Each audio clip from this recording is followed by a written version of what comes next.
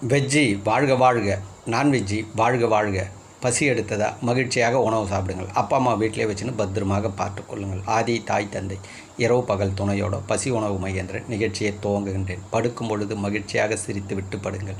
எழுந்ததும் மகிழ்ச்சியாக சிரித்து விட்டு உங்களுடைய பயணத்தை தொடருங்கள். சரி, வெஜ்ஜி நான்வெஜ்ஜி. இப்போது பசி கடவுள் எனக்கு உணர்த்தியது லேசாக இருப்பது அவர் கண்ட்ரோலில் இருக்கிறத நான் சொல்கிறேன். மனிதர்கள் கண்ட்ரோல் இருக்கிறதுல நீங்கள் பேசலாம், நான் படைப்பினுடைய கண்ட்ரோல் பேசுகிறேன். லேசாக இருப்பது வெஜ்ஜி, திடமாக இருப்பது நான்வெஜ்ஜின்றார். ஒரு பூ, ஒரு பலாப்பழம், ஒரு மாம்பழம், அப்படி பழத்தை எடுத்துமே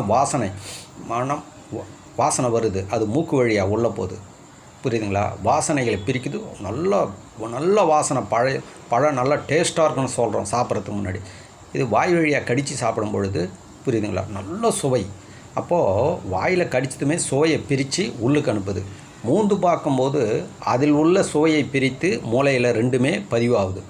இப்போது ஒரு ரசம் சாப்பிட்றோம், ரசம் சாப்பிடும்போது ஊற்றுமே சாப்பிட்றதுக்கு முன்னாடி நல்ல வாசனை, ரசம் சூப்பராக இருக்குதுன்றோம். இதே வாயில் சாப்பிடும்போது வாயில் சுவையை பிரிக்குது, உப்பு தூக்கலாகுது, புளிப்பு கரெக்டாகுது, நல்ல டேஸ்ட்டாக ரசம்ன்றோம். காரக்குழம்பு வாயில் ஊற்றி பார்க்குறோம், காரக்குழம்பு காரம் கரெக்டாகுது, புளியும் கரெக்டாகுது, எல்லாமே நாக்கு அடுத்த செகண்டே பிரிக்குது.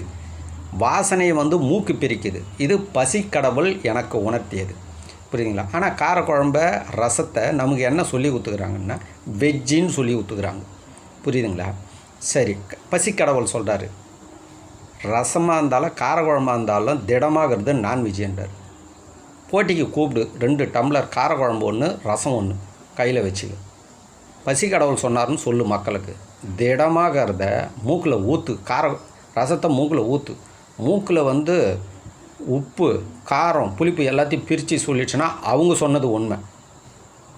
பிரித்து எடுக்காமல் ஐஸ் வார்டுக்கு அமிச்சதுன்னா நான் சொன்னது உண்மைடான்ட்டு.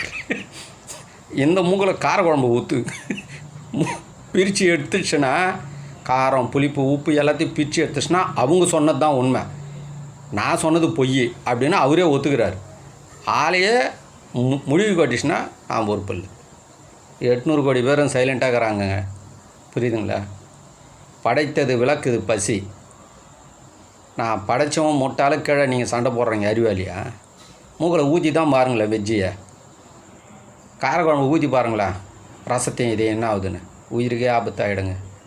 சண்டை போடாமல் எல்லாத்துலேயும் உயிருக்குது, புரியுதுங்களா? அமைதியாக ஒற்றுமையாக வாழுங்கன்னு என் மூலயமா வானமும் பூமியும் உங்களுக்கு சொல்லுது. இதுக்கு மேலேயாவது இந்த சண்டைகள் போகிறத விட்டு சமாதானமாக வாழ்வோம். உலக சமாதானம் வரும். பசி வணக்கம்.